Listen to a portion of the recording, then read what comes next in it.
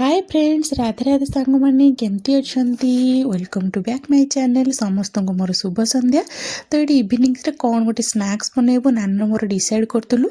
तो ये बापा हाटू नाली नाली गाजर आनले, तो देखिए भाविलु आज गाजर हालुआ बनइबू।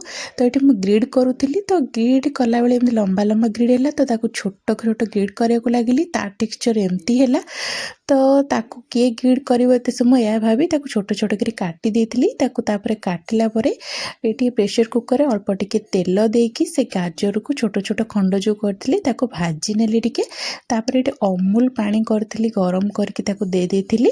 आपन चाहिए क्षीर भी दे पारे। तापर ताकू प्रेशर कुकर देकी 2-3टा हुइसिल मारला परे से तापर मुझे काढ़ी देती। ताकू मास कर सारा अल्प टिके गुजराती गुंड दे देती।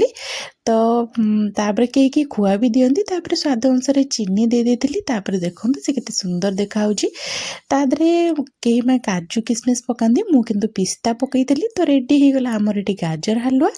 तापर मुझे टेस्ट करने नानी को लेकिन देती। से कहला बहुत बढ़िया है। तो एमती सर्ट टाइम रे हेल्दी आउ टेस्टी इवनिंग स्नैक्स आमर रेडी हो गला। तो रोची टाटा बाय बाय।